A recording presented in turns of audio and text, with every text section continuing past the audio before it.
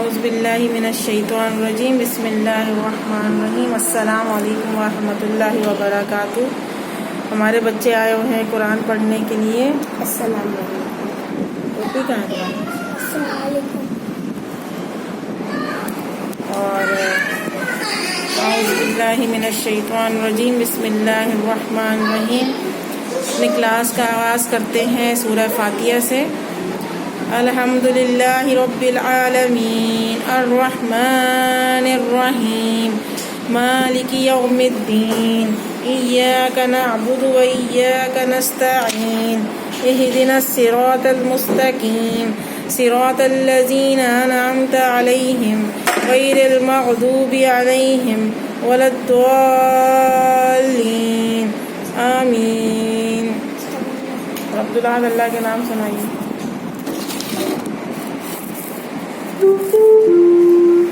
Bluetooth mode.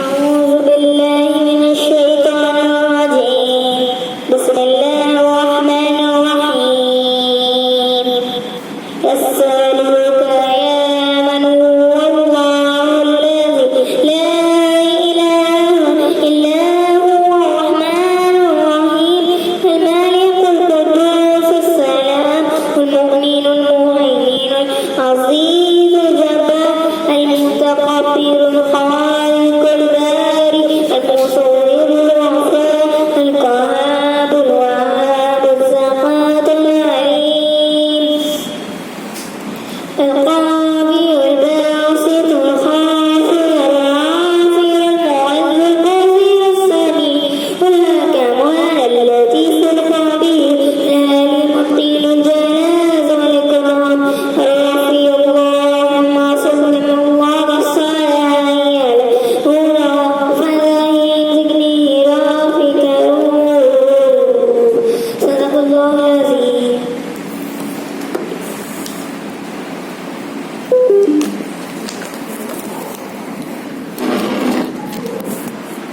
اور ماشاءاللہ میں سنائیں گی سورہ کافرون۔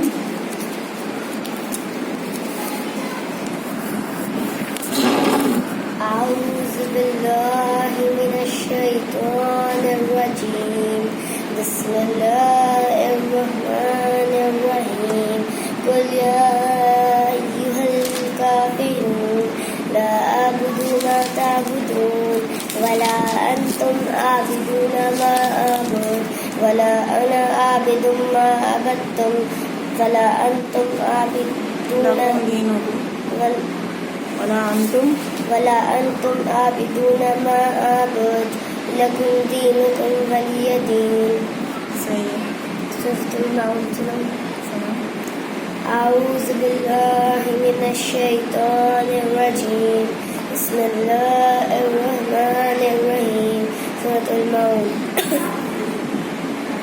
أرأيت الذي يكذب بالدين فذلك الذي يدعو اليتيم ولا يحض على طعام المسكين فويل للمصلين الذين هم عن صلاتهم ساهون الذين هم يراءون ويمنعون الماعون صدق الله العظيم۔ اعوذ باللہ من الشیطان الرجیم بسم اللہ الرحمن الرحیم۔ آج ہم پڑھیں گے سورۃ الطلاق، کیونکہ بہت سارے لوگ کچھ غلطیاں کر جاتے ہیں، تو آج ہم نے سوچا ہے کہ ہم اپنے بہن بھائیوں کے لیے سورہ طلاق پڑھیں، اور بہت اچھی بات ہے کہ آپ بھی گھر میں ضرور پڑھیے گا جب بھی آپ کو موقع ملے۔ سورہ طلاق میں سب چیزیں آ جاتی ہیں، جینٹس کے بارے میں آتی ہیں، لیڈیز کے بارے میں آتی ہیں، اور کس طریقے سے طلاق کے بعد ان کو اپنے سے جدا کر دینا چاہیے اپنی بیوی کو۔ تو ہم آج سورہ طلاق پڑھیں گے۔ اعوذ باللہ من الشیطان الرجیم بسم اللہ الرحمن الرحیم یا ایہا النبی اذا طلقتم النساء فطلقوہن لعدتهن السوء وأحصوا العدة واتقوا الله ربكم لا تخرجوهن من بيوتهن ولا يخرجن إلا أن يأتين بفاحشة مبينات وتلك حدود الله ومن يتعد حدود الله فقد ظلم نفسه لا تدري لعل الله يحدث بعد ذلك أمرا اعوذ باللہ من الشیطان الرجیم بسم اللہ الرحمن الرحیم سورہ طلاق مدنی ہے اور اس میں 12 آیاتیں اور 2 رکوع ہیں۔ شروع کرتی ہوں اللہ کے نام سے جو بڑا مہربان اور نہایت رحم کرنے والا ہے۔ اے نبی اپنی امت سے کہو کہ جب تم اپنی بیویوں کو طلاق دینا چاہو تو ان کی عدت کے دنوں کے آغاز میں انہیں طلاق دو اور عدت کا حساب رکھو اور اللہ سے جو تمہارا پروردگار ہے ڈرتے رہو۔ نہ تم انہیں ان کے گھروں سے نکالو نہ وہ خود نکلیں، ہاں اور بات ہے کہ وہ کھلی برائی کر بیٹھیں۔ یہ اللہ کے مقرر گردہ حدیں ہیں۔ جو شخص اللہ کی حدوں سے آگے بڑھ جائے اس نے یقیناً اپنے اوپر ظلم کیا۔ تم نہیں جانتے شاید اس کے بعد اللہ تعالیٰ کوئی نئی بات پیدا کر دے۔ اور ہم تفسیر بھی پڑھیں گے۔ نبی صلی اللہ علیہ وسلم سے خطاب آپ کے شرف و مرتب کی وجہ سے ہے، ورنہ حکم تو امت کو دیا جا رہا ہے۔ کیا ہے کہ امت کو حکم دیا جا رہا ہے، یہ آپ ہی کو بطور خاص خطاب ہے اور جمع کا صیغہ بطور تعظیم ہے کہ اور امت کے لیے آپ صلی اللہ علیہ وسلم کا اسوہ ہی کافی ہے۔ طلاقتہم کا مطلب ہے جب طلاق کا ارادہ ہوتا ہے تو اللہ پاک نے قرآن پاک میں بھی بیان کر دیا ہے، سورہ طلاق اسی کے لیے ہے۔ اور بہت سارے افراد طلاق دیتے ہوئے کچھ غلطیاں کر دیتے ہیں اور طلاق دے کے دوبارہ اپنی زوجہ کو لے بھی آتے ہیں۔ تو دیکھیں طلاق جب آپ دیں گے تو اس کے بعد ان کو عدت کرنی پڑتی ہے۔ آپ کی لیڈیز کو جب آپ طلاق دے دیں گے تو وہ گھر سے ان کو دوسرے گھر میں شفٹ کریں گے۔ ان کے جو اپنے گھر میکہ ہوتا ہے جب وہ گھر میں چلی جائیں گی اور آپ پھر سے سوچو گے میں نے بہت بڑی غلطی کی ہے اور اب میں اپنی بیوی کو منا لوں۔ آپ ایسے نہیں منا سکتے ہو اپنی بیوی کو جب تک کہ آپ ایک تو حلالہ ہے اسلام میں، اس کے بعد آپ کی بیوی آپ کے لیے عدت کرے گی اور اس کے بعد آپ کسی اور سے اس کا نکاح کرواؤ گے اور حلالہ کرواؤ گے، اس کے بعد پھر آپ نکاح کرو گے، پھر اپنی بیوی کو آپ اپنے گھر پہ لے آ سکتے ہو۔ تو اس لیے جب بھی آپ یہ کام کریں تو بڑے سوچ سمجھ سے، اور غصہ تو شیطانی ہوتا ہے کیونکہ اکثر غصے میں لوگ یہ کام کر جاتے ہیں اور پھر کہتے ہیں ہم نے تو طلاق دی ہی نہیں ہے تو سب غصے میں ہوا ہے۔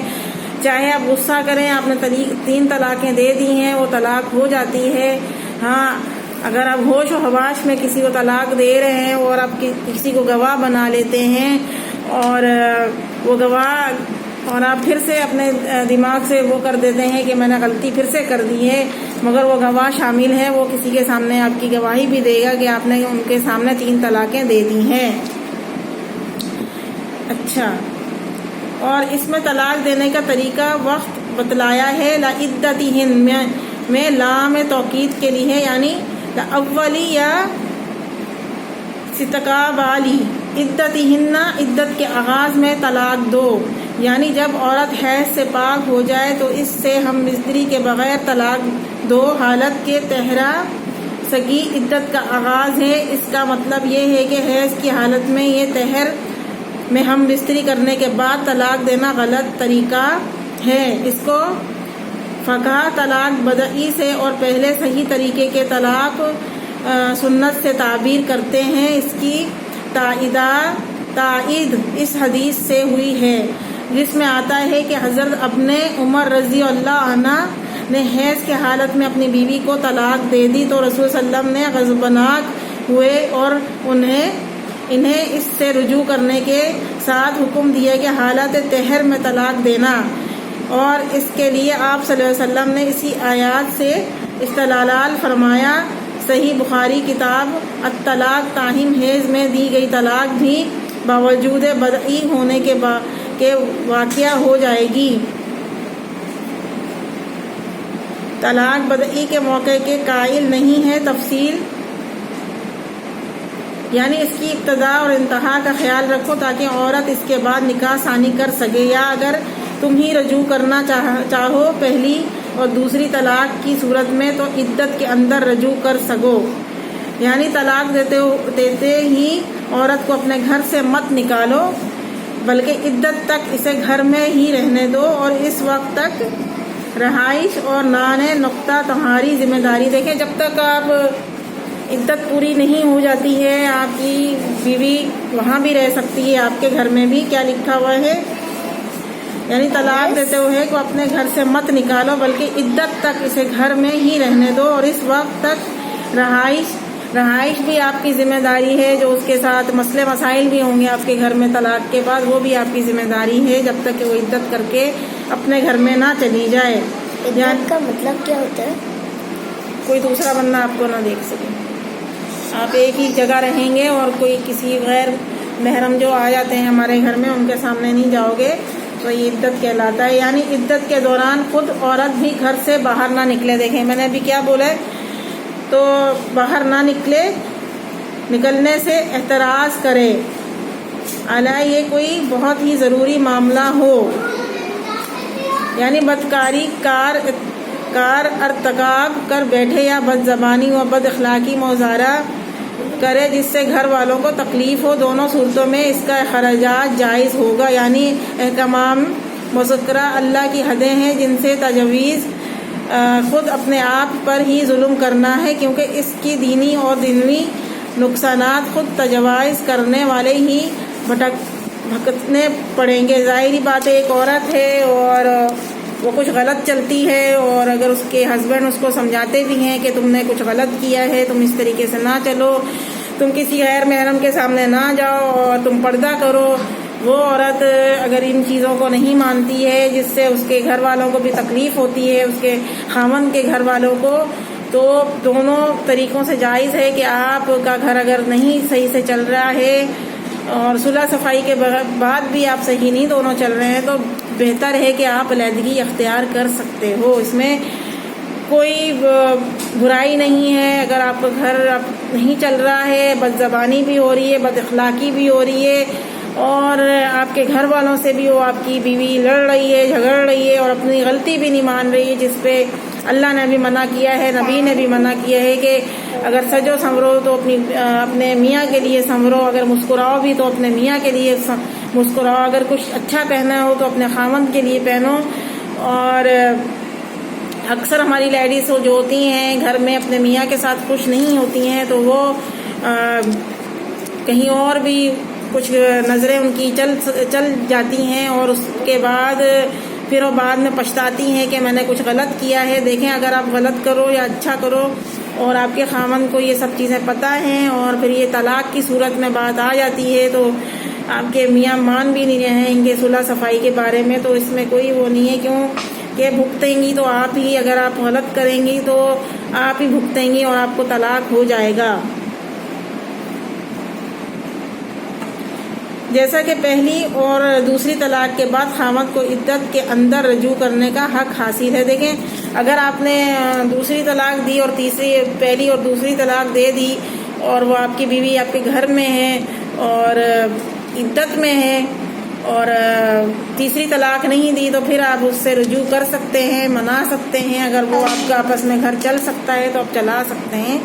اگر آپ نے تیسری طلاق دے دی ہے تو پھر کہیں سے بھی کوئی نہ آپ رجوع کر سکتے ہیں نہ وہ رجوع کر سکتی ہیں آپ کے ساتھ رہنے کے لیے۔ تو بہتر ہے کہ تیسری طلاق کے بعد آپ کہیں اور اپنی زوجہ کی شادی کروائیں گے، نکاح کروائیں گے، حلالہ کروائیں گے، اس کے بعد آپ اپنے گھر پہ رکھ سکتے ہیں، ورنہ نہیں، ورنہ وہ آپ کے لیے حرام ہے۔ تو پھر یہ کہنا بے فائدہ ہے کہ شاید اللہ تعالیٰ کوئی نئی بات پیدا کرے، وہ ان عورتوں کے لیے ہے جن کو ان کے خاوندوں نے پہلی یا دوسری طلاق دی ہو، کیونکہ ان میں خاوند کے رجوع کا حق برقرار ہے۔ دیکھیں میں نے ابھی یہی بات کی ہے کہ دوسری طلاق، پہلی طلاق، وہاں تک تو آپ ایک ساتھ رہ سکتے ہیں کہ آپ نے غلطی کی ہے اور آپ خاموش ہو جائیں گے، پھر سوچیں گے کہ میں نے کچھ غلطی کی ہے اور اپنی بیوی کو منا کے لے آؤں، آپ کی بیوی اپنے گھر پہ ہی ہے آپ کے، تو آپ رجوع کر سکتے ہیں، کوئی گناہ نہیں۔ اور ہاں اگر آپ نے تیسری طلاق دے دی ہے تو کچھ نہیں ہو سکتا ہے۔ اور جس عورت کو مختلف اوقات میں 2 طلاقیں مل چکی ہوں تو تیسری طلاق اس کے لیے طلاق بتہ یا بائنہ ہے۔ اس کا سکنائے رہائش اور نفقہ خاوند کے ذمہ نہیں ہے۔ اس کو فوراً خاوند کے مکان سے دوسری جگہ منتقل کر دیا جائے گا، کیونکہ خاوند اب اس سے رجوع کر کے اسے اپنے گھر آباد نہیں کر سکتا، حتیٰ کہ تنکیہ زوجن غیرہ ہے، اس لیے اب اسے خاوند کے پاس رہنے کا اور اس سے نان نقطہ وصول کرنے کا کوئی حق نہیں ہے۔ جب آپ نے تیسری طلاق دے دی ہے تو آپ اپنی بیوی کو دوسری جگہ شفٹ کر سکتے ہیں، کر لیں، کیونکہ وہ آپ کے لیے اب حرام ہو گئی ہے۔ تیسری طلاق کے بعد اب کچھ بھی نہیں ہو سکتا ہے آگے، تو اچھا یہی کہ دوسری جگہ آپ اس کو کر سکتے ہیں۔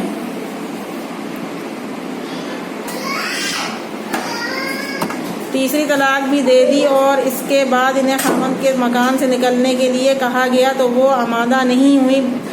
بآخر معاملہ رسول صلی اللہ علیہ وسلم کے پاس پہنچا۔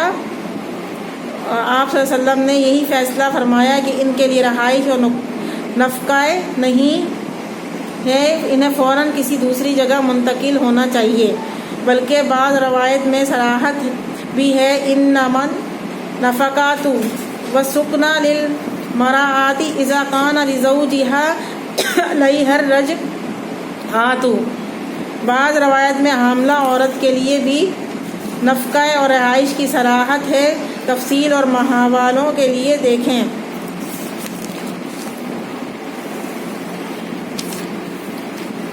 وَإِذَا بَلَغْنَ أَجَلَهُنَّ فَأَمْسِكُوهُنَّ بِمَعْرُوفٍ أَوْ فَارِقُوهُنَّ بِمَعْرُوفٍ وَاشْهِدُوا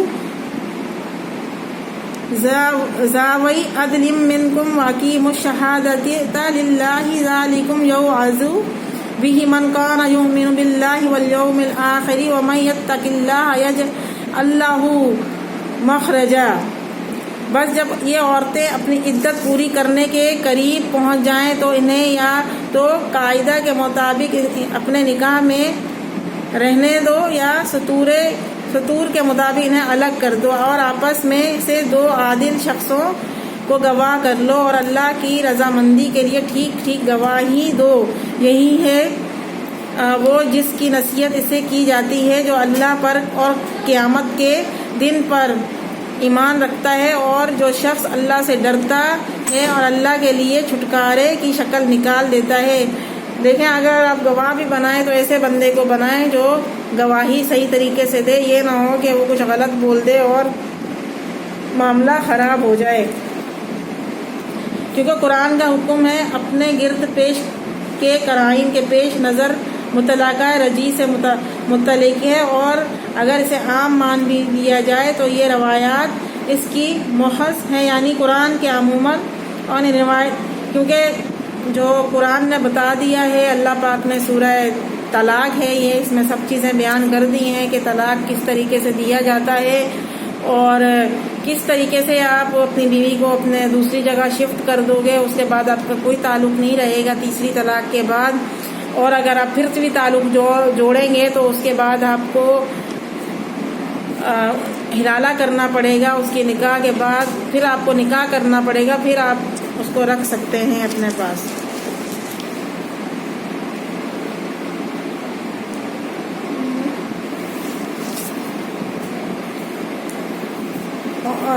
افسوس ہے کہ مسلمان اس ہدایت پر عمل نہیں کرتے، جس کی وجہ سے اس کا حکم کے فوائد و حکم سے بھی محروم ہے۔ ہمارے معاشرے میں طلاق کے ساتھ ہی جس طریقے جس طرح جیسے ہمارے معاشرے میں اپنی عورت کو جس طرح سے طلاق دی جاتی ہے، جس طرح عورت کو فوراً چھوت بنا کر گھر سے نکال دیتے ہیں. جیسے ایک بندہ ہے اور اپنی بیوی کو طلاق دے دیتا ہے اور اس کو ایک دم، اور عورت کو فوراً چھوت بنا کر گھر سے نکال دیا جاتا ہے، یا بعض دفعہ لڑکی والے اسے اپنے گھر سے لے جاتے ہیں. یہ رواج قرآن کریم کی صریح تعلیم کے خلاف ہے. صحیح بات ہے کہ اگر آپ کی زوجہ ہیں اور آپ ان کو طلاق دے دیتے ہیں اور جس طریقے سے آپ اس کا سامان پھینک دیتے ہیں باہر کہ بھئی میں نے تمہیں طلاق دے دیا تو دفع ہو جائے یہاں سے، اور اس کے بعد کئی دفعہ ایسا بھی ہوتا ہے کہ لڑکی کے میکے والے لے جاتے ہیں، اس کو پھر طلاق کا دعویٰ کر دیتے ہیں. تو یہ بات صحیح نہیں ہے، یہ قرآن کے بھی خلاف ہے اور سنت کے بھی خلاف ہے. اگر آپ اپنی بیوی کو طلاق دیں تو اس کو عزت سے، جیسا آپ عزت سے اس کی آپ شادی کر کے لائیں، اس کو تو عزت سے اس کو اس کے گھر پہ چھوڑ کے آئیں. یہ نہ ہو کہ آپ اس کو مار رہے ہیں، دھاڑ رہے ہیں اور اس کے بعد اس کو طلاق دے دیا اور یتیم مسکینوں کی طرح اس کو پھینک دیا، اس کا جہیز بھی پھینک دیا اس کے سسرال والوں کو. نہیں تو ایسا مت کریں، وہ بھی کسی کی گھر کی بیٹی ہے اور آپ اس کو صحیح طریقے سے الوداع کریں. یعنی نانے نقطہ میں یا رہائش سے اسے تنگ اور بے آبرو کرنا تاکہ وہ گھر چھوڑنے پر مجبور ہو جائے. صحیح بات ہے، اکثر لڑکیاں کچھ تو خودکشی کر لیتی ہیں. خودکشی پہ ہم انشاءاللہ کل بات کریں گے اس پہ. تو اس میں بھی واضح کر دوں کہ اکثر سسرال میں میکے والے اکثر لڑکی کو جہیز نہیں دے پاتے ہیں اور وہ اس کو زندگی بھر اس کو تنگ کرتے ہیں کہ اچھا یہ ہمارا گھر چھوڑ جائے اور کسی نہ کسی طریقے سے میرا بیٹا بھی اس سے چھٹکارا لے لے. اور میاں کی بھی کوشش یہ ہوتی ہے کہ میں دوسری شادی کر لوں اور یہ عورت میرے گھر سے نکل جائے. اس کو اتنا مجبور کر دیتے ہیں کہ پھر یہ بات دوسری جگہ غلط طریقے سے بول دیتے ہیں کہ ہماری بیوی تو خود ہی طریقے سے چلی گئی ہے اور بس اپنا سامان لے کے میں نے تو کچھ کیا نہیں. تو آپ گناہ گار تو بن گئے ہیں کہ اپنے گھر کو بھی خراب کیا، اپنے بچوں کو بھی آپ نے نکال دیا دوسری کے چکر میں، جہیز کے چکر میں. تو یہ بہت بڑا گناہ ہے. اور اگر آپ کا گھر صحیح طریقے سے چل رہا ہے تو اس کو طریقے سے چلنے دیں.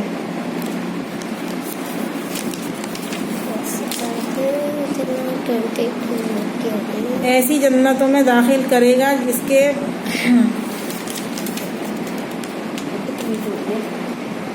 تو اللہ نے یہ حکم دیا ہے کہ اگر آپ طلاق دیں تو تیسری طلاق میں کوئی بھی وجہ نہیں رہتی ہے کہ آپ کی عورت آپ کے ساتھ رہے گی. اور ضروری ہے کہ جب بھی آپ یہ کام کریں اتنا بڑا تو سوچ سمجھ کے کریں، کیونکہ ایک مستقبل کی بھی بات ہوتی ہے.